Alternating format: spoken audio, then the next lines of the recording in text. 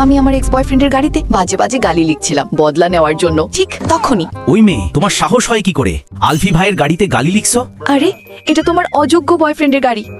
এটা তোমার বয়ফ্রেন্ডের না, আমার গাড়ি। আরে আমার ভুল হয়ে গেছে, আমাকে মাফ করে দাও। তোমাকে মাফ করব না, এর শাস্তি হবে।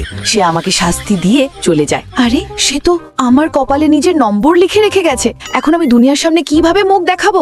তারপরে আমি অফিসে যাই। এই মেয়ে, ফোন রাখো, কোম্পানির মালিক আসছেন। আরে আলবি ভাই তো কোম্পানির মালিক। আরে তুমি তো সেই দুর্বৃত্ত মেয়ে, তাই না? ম্যানেজার, ওর বেতন কেটে দিও। বস, আপনি এইভাবে গরিবের উপর অত্যাচার করতে পারেন না। পাইল বিজনেসম্যান রয় এয়ারপোর্টে চলে এসেছে, গিয়ে তাকে রিসিভ করো। হ্যাঁ, আমি এখনই নিয়ে আসছি। আমি মুকেশ আম্বানিকে নিয়ে আসলাম, আর আসতে যেয়ে আলবি ভাইয়ের সাথে অ্যাক্সিডেন্ট হয়।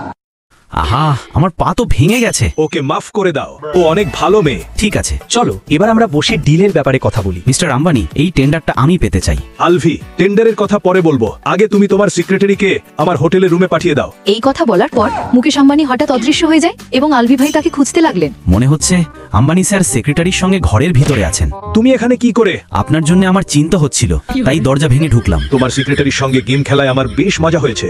এখনই আমি এই টেন্ডার তোমাকে দিচ্ছি। আরে আমার কারণে আলভি ভাই টেন্ডারটা পেয়ে গেলেন। বন্ধুরা, যদি ভিডিওটা ভালো লেগে থাকে তো লাইক দিন এবং চ্যানেল সাবস্ক্রাইব করে কমেন্টে লাল হার্ট পাঠানো ভুলবেন না।